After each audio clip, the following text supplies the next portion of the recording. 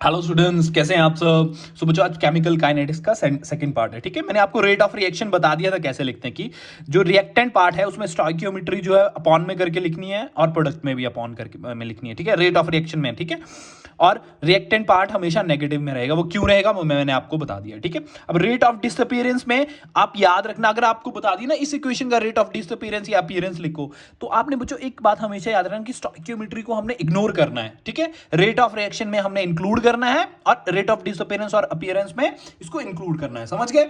चलो, ये आपको मैंने बता दिया था कि रेट ऑफ डिसअपीयरेंस, रिएक्टेंट जो होता है वो डिसअपीयर होता है और अपीयर कौन होता है? प्रोडक्ट, क्योंकि वो फॉर्म हो रहा है। ठीक है, so change in concentration of product with respect to time, change in concentration of product with respect to time. ठीक है, ये क्या है? इंस्टेंटेनियस रेट है। और ये क्या है? ये कौन सा रेट है बच्चों? बताओ। ये एवरेज रेट है। समझ गए? इसको डेल करके हम एवरेज लिखते हैं। ठीक है, तो इसके यूनिट क्या होता है? रेट क्या होता है? What is the rate? Rate is change in concentration with respect to time is called rate of the reaction. तो कंसंट्रेशन को मोल लीटर इनवर्स लिख सकते हैं और टाइम को सेकंड इनवर्स क्योंकि ऊपर आ गया है। ठीक है, समझ गए? चलो बच्चों, ये क्वेश्चन था कि रेट ऑफ रिएक्शन, इधर rate of disappearance of H2O SO2 is 3.2 into 10 raised to power minus 3 kg second inverse, then find the rate of appearance of SO3 kg second inverse. मतलब हमने SO2 प्लस O2 के साथ जब इसको हमने react करवाया तो ये क्या बन गया? 2SO3। मतलब रेट ऑफ अपीयरेंस तो आपको पता होना चाहिए कि प्रोडक्ट में बन रहा है SO3 और SO2 डिसअपीयर हो रहा, तो ये रिएक्टेंट है। समझ गए? तो SO2 प्लस O2 करना तभी SO3 बनेगा ना ऑक्सीजन के साथ। अब ये डायटोमिक होता है, ओ ऑक्सीजन मत लिख देना सिंगल एलिमेंट। ठीक है, ये डायटोमिक फॉर्म में पाई जाती है गैस। समझ गए? तो जब हम इसको बैलेंस करेंगे तो बैलेंसिंग कर लेनी। Rate of reaction with stoichiometry with negative charge लिख लेना है आपने। समझ गए? अब मेरे को बात बताओ, इसमें क्या गलती की है मैंने? बताओ, शाबाश, जल्दी बताओ बताओ बताओ। गलती हुई है ना एक, नेगेटिव। क्यों नेगेटिव? क्योंकि रिएक्टेंट पार्ट है। जब रेट ऑफ रिएक्शन लिखेंगे तो रिएक्टेंट पार्ट में हमेशा नेगेटिव आएगा, क्योंकि रिएक्टेंट हमेशा कम होता जाएगा और प्रोडक्ट ज्यादा बढ़ता चलेगा। ठीक है, रेट ऑफ रिएक्शन लिखिए। जब रेट ऑफ हमने अपीयरेंस लेनी है, रेट ऑफ अपीयरेंस लेनी है, तो अपीयर कौन हो रहा है? ये वाला। ठीक है, तो हमने, हमारे पास वैल्यू SO2 की गिवन है, इसके साथ हम इसका कंपैरिजन कर सकते हैं। ठीक है, इसका और इसका। ठीक है, इसका और इसका कंपैरिजन किया तो अब मैंने आपको एक चीज बताई थी कि रेट ऑफ अपीयरेंस पूछे तो स्टोइकियोमेट्री नहीं लेनी है।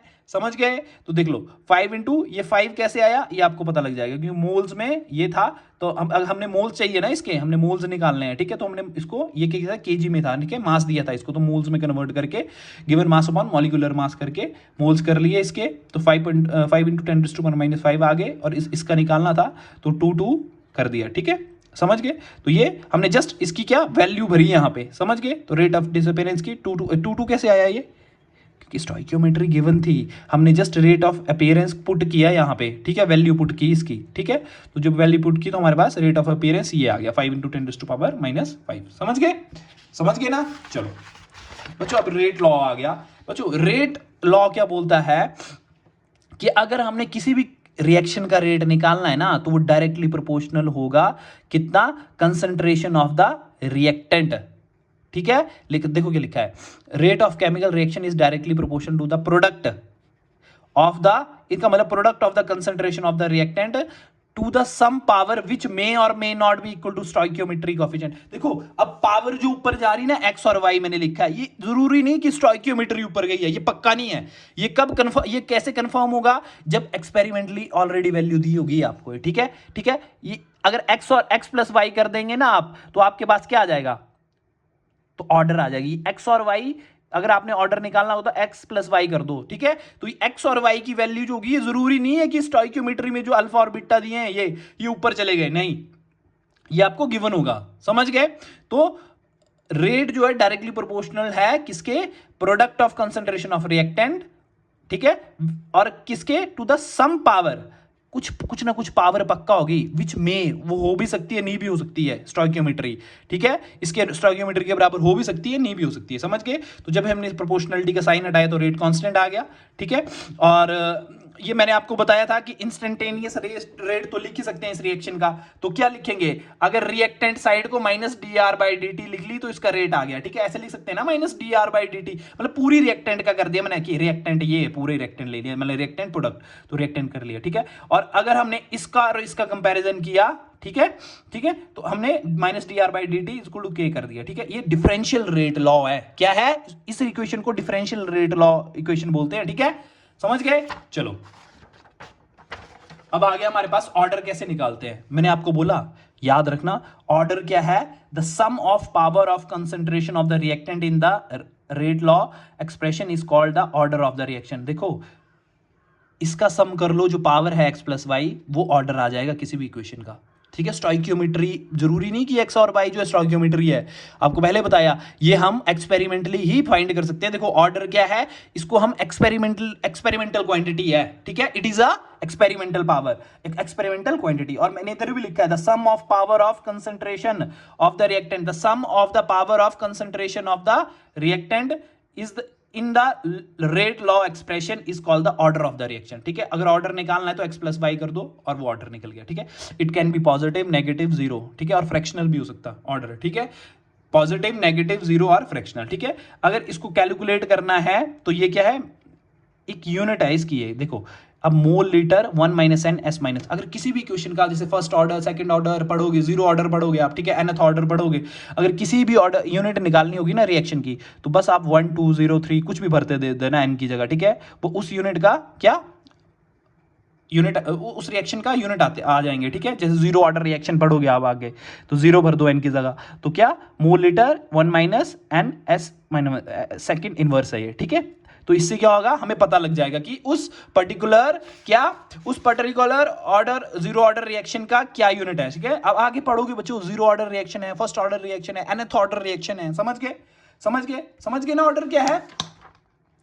चलो बच्चों अब एक और टॉपिक है मॉलिक्यूलैरिटी ऑफ द रिएक्शन। अब बच्चों मॉलिक्यूलैरिटी क्या बोल रही है कि, बच्चों मॉलिक्यूलैरिटी बोल रही है कि कितने रिएक्टिंग स्पीशीज, जिसमें हो सकते हैं एटम, आयंस, मॉलिक्यूल्स, कितने आपस में कोलाइड कर रहे हैं और हमें प्रोडक्ट फॉर्म कर रहे हैं। मतलब अगर ये दोनों रिएक्टेंट के स्पीशीज हैं, ठीक है, एटम, आयन, मॉलिक्यूल्स कुछ भी हो सकते हैं ये, ठीक है, जो मॉलिक्यूल दोनों हैं ये आपस में रिएक्ट कर रहे और क्या एक नया हमें क्या प्रोडक्ट बना रहे, ठीक है। तो ये जो है कितने रिएक्टेंट स्पीशीज आपस में टकरा रहे हैं, उसी को ही मॉलिक्यूलैरिटी बोला है। इसमें दो टकरा रहे तो दो, इसमें एक है तो यूनिमॉलिक्यूलर, समझ गए। ऐसा कभी नहीं होगा कि यहां पे जीरो और प्रोडक्ट बन गया, कभी नहीं होगा, क्योंकि रिएक्टेंट साइड हमेशा कुछ ना कुछ होगा, ठीक है, तभी बोला है जीरो और नेगेटिव नहीं हो सकता, समझ गए ना।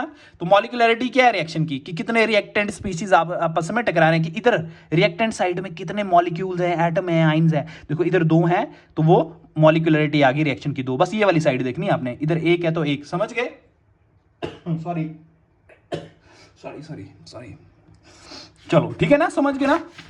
चलो बच्चों अब जीरो ऑर्डर रिएक्शन है, बहुत इंपॉर्टेंट है बच्चों, ये आपको ना याद करना, मतलब इसको समझना पड़ेगा और कि कैसे हो रहा है। देखो कोई रिएक्टेंट है वो प्रोडक्ट में कन्वर्ट हो रहा, at time t is equal to zero पे इसकी कंसंट्रेशन a नॉट है, और फिर अब स्टार्टिंग टाइम पे तो कंसंट्रेशन रिएक्टेंट की होती है, प्रोडक्ट थोड़ा नहीं बना होता है, समझ गए, तो इसकी जीरो लेंगे हम, ठीक है।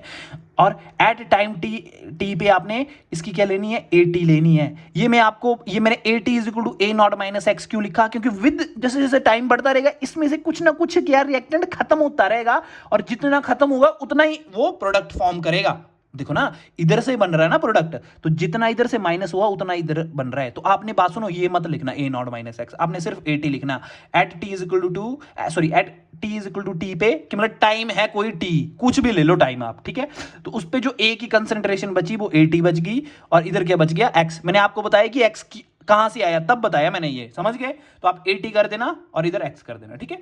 तो बच्चों आपको डिफरेंशियल रेट लॉ मैंने आपको बताया था कैसे लिखते हैं, कि minus D A by D T, मतलब रिएक्टेंट साइड का differential rate law minus D A by D T लिख लिया। और के क्या है, ये क्या है, ये कौन सा लिखा आपने बताओ, ये इंस्टेंटेनियस रेट लिखा है इस इक्वेशन का, समझ गए। और ये क्या है, ये रेट लॉ लिखा आपने इस इक्वेशन का, ठीक है। रेट लॉ भी क्या रिएक्टेंट पे डिपेंड करता, और जो आपने इंस्टेंटेनियस रेट लिखा वो भी रिएक्टेंट को बता रहा है कि minus D A by D T. Minus क्यों आया आपको पता है, और रेट लॉ क्यों, ए की पावर जीरो क्यों लिखी, क्यों, क्यों लिखी मैंने? क्योंकि एन के आप ऑलरेडी बोल रहे हैं कि जीरो ऑर्डर है रिएक्शन। जीरो क्यों लिखा? क्योंकि ऑलरेडी बताया कि जीरो ऑर्डर है, तो एन की वैल्यू जीरो आ गई, ठीक है। तो जब इसको हमने कंपेयर किया तो समथिंग अपॉन जीरो 1, तो minus D A by D T, के कर गया, तो टी के टी उधर ले जाना आप इसको, ठीक है, समझ गए। तो इंटीग्रेशन से पहले आप के टी उधर ले जाना, फिर उसके बाद क्या करोगे आप, मेरा बोलने का मतलब है ऐसे कर लेना इसको, ठीक है। D A is equal to minus K D T, ठीक है। फिर इसके बाद इंटीग्रेट करना इसको, ठीक। टी ए है तो ए में चलेंगे, ए नॉट टू ए टी करेगा, और टी आ गया तो जीरो टू टी, ठीक है, टाइम जीरो टू टी कर रहा है, ठीक है।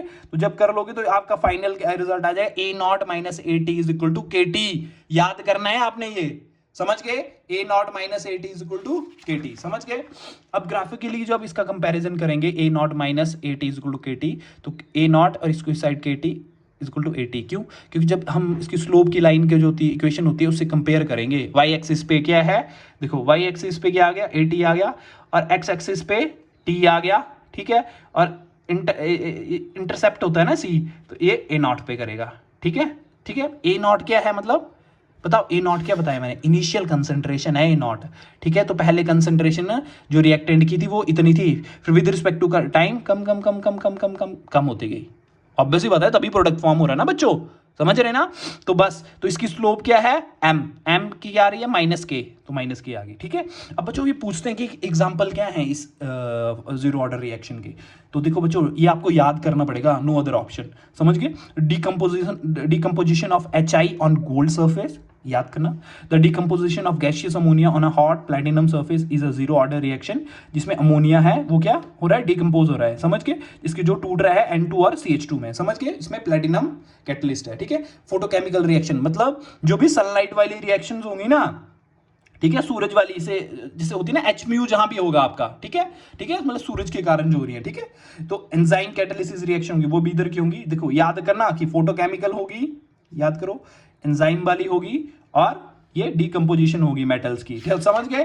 चलो अब हाफ लाइफ पीरियड कैसे निकलता है। अब हाफ लाइफ पीरियड क्या होता है बच्चों इस इक्वेशन का, कि half life of a reaction is the time which the concentration of reactant is reduced to 1/2 of its initial। कि बच्चों की जो इनिशियल कंसंट्रेशन है ना, उसको मान लो इनिशियल कंसंट्रेशन 100 थी, ठीक है, तो उसको 50 होने में जितना टाइम लग रहा है वो हाफ लाइफ है, समझ गए। हाफ लाइफ पीरियड क्या है, अगर इनिशियल कंसंट्रेशन समझ लो किसी की 100 है, ठीक है, ये वो टाइम है जो बता रहा है कि इसको हाफ होने में, मतलब 100 से 50 होने में कितना टाइम लगेगा, उसको हाफ लाइफ पीरियड बोल रहा है, समझ गए। इसको टी हाफ से डिनोट करते हैं, तो इसकी इक्वेशन है A naught minus A T is equal to K T, और T is equal to T half. तो फाइनल कंसंट्रेशन मतलब हाफ हो रही है, ए नॉट बाय 2 कर दी मैंने, ठीक है। तो जब 1 में पुट करूंगा इन सभी को तो ये आ जाएगा, और ए नॉट बाई 2 के हाफ टी, तो के हाफ की वैल्यू क्या आ जाएगी, ए नॉट बाय 2 के। ये याद करनी है, डायरेक्ट याद करो इस इक्वेशन को, रट्टा नहीं बोल रहा मैं, आप इसको देख लो, ड्राइव कर रहे हैं इसको, समझ गए। पर ये आपको अगर आपने क्वेश्चन सॉल्व करने हैं एग्जाम में तो आपको याद होनी चाहिए इक्वेशन की, जीरो ऑर्डर का हाफ लाइफ क्या है, जीरो ऑर्डर की रिएक्शन क्या है, ठीक है, समझ गए। चलो बच्चों अब जैसे फर्स्ट ऑर्डर काइनेटिक्स है, इसमें क्या है, इसमें भी कोई रिएक्टेंट है वो प्रोडक्ट में चेंज हो रहा है, ठीक है। At T is equal to 0 पे ए नॉट थी इसकी कंसंट्रेशन, और प्रोडक्ट तो ऑब्वियसली बात है स्टार्टिंग में कहाँ फॉर्म हुआ होगा, जब at T is equal to T पे थोड़े टाइम के बाद इसकी कंसंट्रेशन 80 होगी। मैंने आगे नहीं लिखा कुछ, बस 80 होगी, ठीक है, मैंने आपको इलेबोरेट किया जीरो ऑर्डर में कि क्या हुआ वहाँ पे, ठीक है। तो जब इसका हम जब हम इसका, ये पूरी ही डिफरेंशियल इक्वेशन है इसकी, ठीक है, डिफरेंशियल इक्वेशन है रेट लॉ की, ठीक है। पर ये क्या है, ये है इंस्टेंटेनियस रेट लिख रहा हूं मैं इस रिएक्शन का, minus D A by D T, minus क्यों लिखा यू बेटर नो, ठीक है, और ये रेट लॉ के अकॉर्डिंग मैंने ये लिख दिया, ठीक है। जब इसको मैं कंपेयर करूंगा तो क्या होगा बच्चों, जो ए साइड है वो एक साइड आ जाएगी, टी वाली एक साइड चला जाएगा, तो 1 बाई ए डी ए चला गया इस साइड, और के डी टी उस साइड। जब इसको इंटीग्रेट किया मैंने sorry within the limit of A naught to A T और T is equal to T से टी तक, ठीक है, माइनस बाहर लगा दिया, क्यों ये यहां से इस साइड चला गया माइनस, समझ गए। जब मैंने ये लिखा इंटीग्रेशन 1 बाय ए क्या होती है, 1 बाय एक्स क्या होती है लॉग ऑफ एक्स, समझ गए। तो लॉग ऑफ ए, और इस कहाँ से ए नॉट टू ए टी इसका लिमिट वेरी कर रही है, और माइनस के टी 0 टू टी आ रही है, ठीक है। तो आपने लॉग ए की अब वैल्यू पुट करनी है, ठीक है। तो upper limit minus lower limit हो जाएगा ना, तो A T minus log A naught और के टी, और ये माइनस जो था ये इस साइड जंप कर गया, ठीक है। अब बच्चों क्या हुआ, अब ए नॉट माइनस ए टी कर दिया। अब मैंने जैसे माइनस इस साइड था ना, तो मैंने माइनस एक और बाहर निकाला, और इसको जब मैंने चेंज किया तो ये साइन जो है ये नेगेटिव जो है पॉजिटिव में चेंज हो गया। या आप ऐसा बोल सकते हैं जब ये आगे आ गया, ठीक है, जो नेगेटिव था तो आगे आ गया, ठीक है, इसको जब आगे ले आओगे तो माइनस और ये पॉजिटिव आ जाएगा। फिर मैंने नेगेटिव से थ्रू आउट मल्टीप्लाई किया, समझ गए, ठीक है, तब ये पॉजिटिव आया, ठीक है। इसको स्विच कर लेना इक्वेशन को, समझ जाओगे आप क्या किया मैंने, के टी, ठीक है। तो ln A naught by A T, natural log है A naught by A T is equal to K T, ठीक है। अब इसको आप जब हमने पूरे लॉग में कन्वर्ट करेंगे तो क्या होगा, जब नेचुरल लॉग को खोलेंगे हम तो क्या 2.303 log 10 A naught by A T is equal to K T. तो के की वैल्यू हमारे पास ये आ जाएगी 2.303 T log A naught by A T, समझ गए। तो ग्राफिकल इक्वेशन आपको पता है, ठीक है, A naught by A T के टी के ऊपर हमने ली हुई है, ठीक है, इसके ऊपर। तो इंटरसेप्ट जो आ रहा है इसका वो ए नॉट आ रहा है, और जो स्लोप आ रही है माइनस के आ रही है, ठीक है, समझ गए। और इसके एग्जांपल्स बहुत इंपॉर्टेंट, हाइड्रोजनेशन ऑफ इथीन है, ऑल नेचुरल रेडियोएक्टिव जो भी डिके होगा, रेडियोएक्टिव जो भी रिएक्शन या डिके बोलेंगे वो आप फर्स्ट ऑर्डर में चले जाना। डिकम्पोजिशन होगा N2O5 या N2 का, समझ गए, ये भी फर्स्ट ऑर्डर होगा। ग्रोथ डिके ऑफ बैक्टीरिया होगा, ये भी फर्स्ट ऑर्डर है। इन्वर्जन ऑफ केन शुगर भी फर्स्ट ऑर्डर है, समझ गए ना। चलो अब इसका हाफ लाइफ पीरियड मैंने आपको बता दिया कि रिएक्टेंट अगर 100 ग्राम है तो उसको 50 ग्राम होने में, मैं जस्ट आपको मैं एग्जांपल बता रहा हूँ, आप ग्राम में मत ले लेना, ठीक है, मैं जस्ट आप एग्जांपल बोल रहा हूँ, ठीक है। मान लो रिएक्टेंट की कंसंट्रेशन 100 ग्राम है, मोल है, 100 मोल्स है, ठीक है। तो वो क्या हो गया, वो जब 50 मोल्स में कन्वर्ट हो जाएगा ना, तो उस टाइम को जो कन्वर्ट होने में कितना टाइम लगा 50 तक, तो उसी को हाफ लाइफ बोला गया है, समझ गए। ये आपको पता है K T is equal to A naught by A T, ठीक है। ln A naught by A T is equal to K T होता है, तो K T is equal to ln A naught by A T कर लिया, ठीक है। तो मैंने बोला कि T is equal to T half, A T is equal to A naught by 2, ठीक है। जब इसको हम पुट करेंगे इक्वेशन, हमारे पास टी हाफ फर्स्ट ऑर्डर का 0.693 के आ जाएगा, समझ गए ना बच्चों।